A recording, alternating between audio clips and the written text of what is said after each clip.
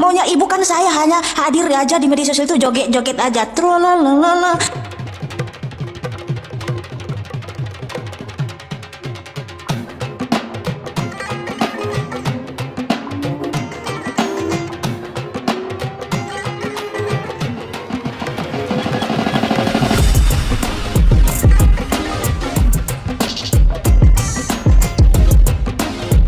Oh la la la la la.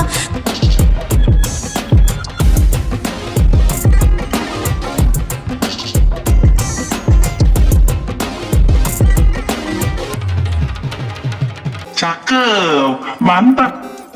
Dan juga ibu nih, tolong berkaca bu, siapa yang selalu ngurusi iman Kristen, yang dimana Yesus itu dituduh tidak disalib lah, Yesus dituduh sama dengan Isa lah, Yesus dituduh hanya nabi lah, hanya utusan bukan Tuhan lah. Siapa bu? Hah?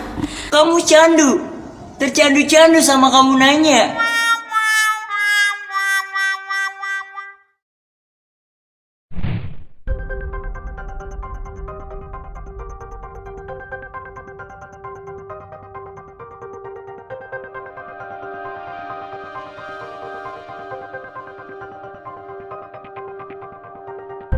Bermula dari Mikana yang memposting video.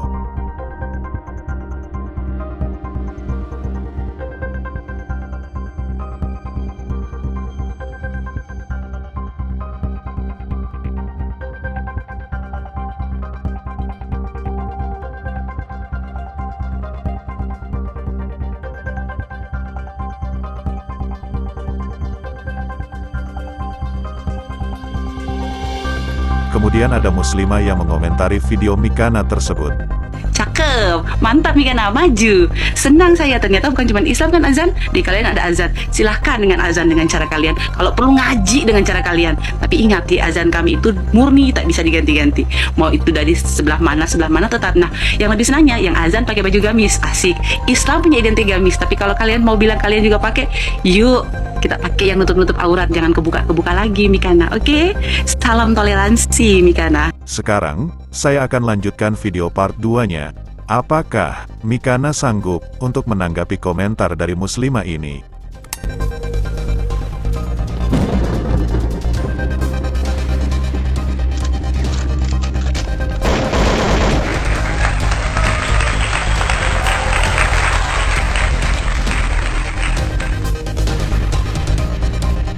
Aduh bu, please deh ibu, mending ibu masak aja deh ya, daripada nanti ibu makin greget melihat ya video-video saya yang menjawab tuduhan-tuduhan terhadap Kristen. Dan juga ibu nih, tolong berkaca bu, siapa yang selalu ngurusi iman Kristen, yang dimana Yesus itu dituduh tidak disalib lah, Yesus dituduh sama dengan Isa lah, Yesus dituduh hanya nabi lah, hanya utusan bukan Tuhan lah. Siapa bu? Hah? Kamu candu, tercandu-candu sama kamu nanya. Baiklah sahabat beriman, itu tadi adalah cuplikan dari video sebelumnya, yang dimana Mikana belum menjawab substansi dari komentar ibu muslimah yang menyuruh Mikana untuk membandingkan atau menanggapi tentang azan dan gamis. Oke lah kalau begitu, mari kita tontonin, apakah Mikana benar-benar sanggup untuk menjawab dari tantangan ibu muslimah tersebut. Terus, kalau Yesus itu Tuhan dan Allah kami, apa urusannya sama orang yang selalu nuduh Yesus bukan Tuhan? Apa urusannya? Mau Yesus Allah kami kah? Mau Yesus Tuhan kami? Apa urusannya sama orang lain? Mau kalian percaya, puji Tuhan, tidak percaya pun nggak apa-apa. Itu kan iman kami. Yesus itu memang Tuhan dan Allah. Dia itu pernah disalib berdasarkan fakta sejarah. Dia tidak sama dengan Nabi Isa. Terus apa masalahnya sama orang yang suka mengurusi iman Kristen? Jika ada orang yang mengonsumsi obat yang diduga palsu dan mengalami efek samping yang nggak biasa atau berbeda dengan informasi pada kemasan obat asli, segera konsultasikan dengan profesional medis. Namun, penting untuk diingat bahwa ini hanya ciri-ciri umum dan nggak semua penjual obat palsu akan memperlihatkan semua tanda-tanda ini. Jika ada orang yang memiliki kekhawatiran tentang keaslian obat yang dibeli, sangat disarankan untuk berkonsultasi dengan profesional medis atau membeli obat hanya dari sumber yang terpercaya dan resmi. Nah, inilah Mikana, macam orang yang menjajankan tentang agamanya. Seharusnya bukan itu yang harus disampaikan. Tetapi, harusnya Mikana dengan sadar, cukuplah menanggapi atau meluruskan yang disampaikan oleh ibu muslimah tadi. bukan malah seakan-akan mengeneralisasi tuduhan bahwa semua Muslim mengurusi agama Mikana ini. Nah, sekarang kita akan berbalik menanggapi ocehan Mikana yang gak masuk substansi. Saya akan jawab tuduhan mengenai bahwa yang katanya umat Islam selalu mengurusi hal-hal keimanan dari Mikana ini. Mari kita jawab satu persatu. Dan juga ibu nih, tolong berkaca bu, siapa yang selalu ngurusi iman Kristen? Yesus dituduh sama dengan Isa lah.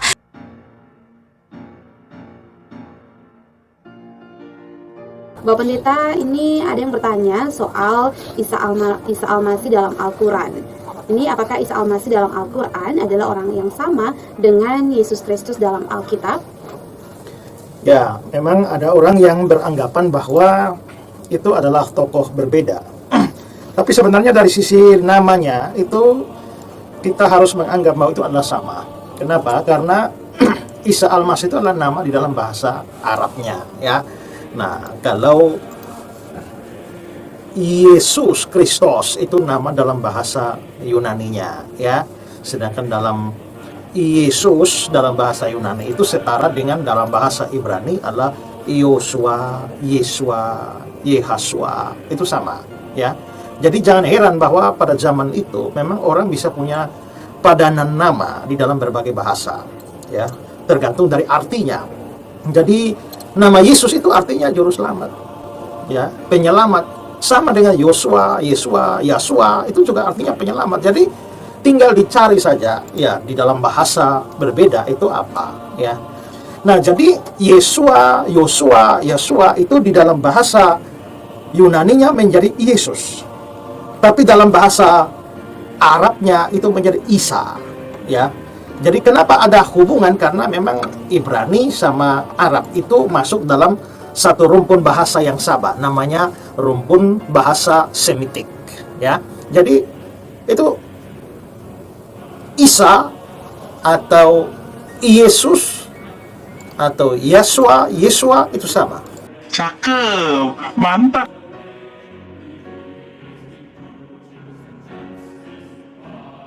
Yesus dituduh hanya nabi lah, hanya utusan, bukan Tuhan lah. Siapa bu? Hah?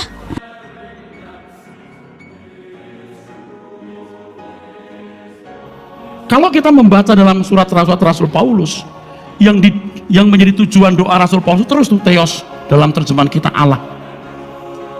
Memang ini juga bisa mengacau kata ini. Allah ini tunggal kan, menyiratkan tunggal. Sedangkan di perjanjian lama, maaf, kata Allah juga digunakan untuk Elohim. Ini juga mengacau sekali. Elohim diterjemahkan Allah. El yang sama dengan Theos diterjemahkan Allah. Apa nggak kacau nih? Kacau, saudaraku. Sebenarnya di sini kacau. Nah, Theos ini Bapak di surga. Saudara membaca di Alkitab, di semua surat Rasul-Rasul selalu bicara mengenai ini. Kuduslah kamu sebab aku kudus. Theos. Theos, Theos, Theos, Theos. Nah, dengan terjemahan ini,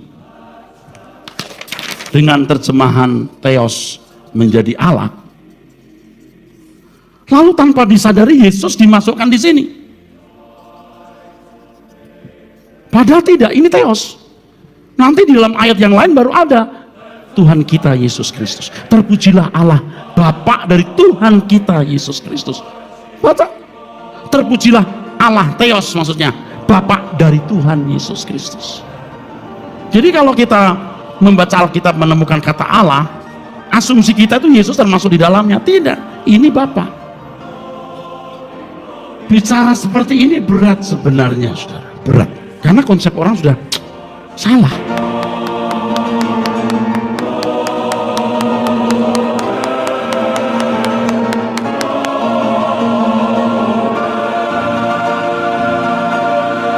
Apa masalahnya sama orang yang suka mengurusi iman Kristen? Ya mau gimana lagi? Yuk, tawa yuk. Tahu aja, nggak apa-apa, yuk. Nah, Sahabat beriman sudah mendengar sendiri ya dari penjelasan kedua pendeta tersebut. Jadi tuduhan Mikana terhadap umat Islam, yang katanya selalu mengurusi dan gak terima kenapa bisa Isa dan Yesus dianggap sama, kemudian Yesus itu bukan Tuhan. Ingat, itu bukanlah umat Islam yang ngomong, tetapi pendeta Ezra Soru dan pendeta Erastus Sabdonolah yang mengungkapkan hal yang telah Mikana tuduhkan terhadap umat Islam. Semoga teman-teman Kristen kita mendengarkan ya, bahwa apa-apa yang dituduhkan Mikana terhadap umat Islam, itu tidak benar. Oke, sekarang kita masuk ke dalam sesi yang terpenting, yaitu menunggu Mikana untuk menanggapi komentar yang dikatakan oleh Ibu Muslimah tadi. Jadi kita nih sama-sama menunggu. Apakah Mikana sanggup untuk meneruskan tanggapannya? Yuk lanjut. Dan oke, ini Bu ya, saya akan jawab ya tuduhan Ibu tentang salat ya, biar saya nggak bolak-balik lagi menjelaskannya, karena saya sudah pernah jelaskan sebelumnya.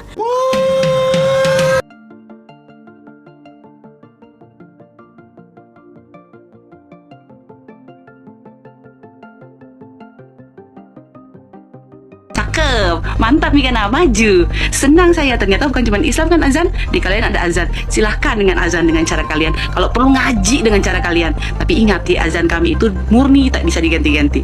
Mau itu dari sebelah mana tetap. Nah, yang lebih senangnya yang azan pakai baju gamis, asik. Islam punya identik gamis, tapi kalau kalian mau bilang kalian juga pakai, yuk kita pakai yang nutup-nutup aurat, jangan kebuka-kebuka lagi Mikana. Oke? Salam toleransi Mikana. Oke Bu,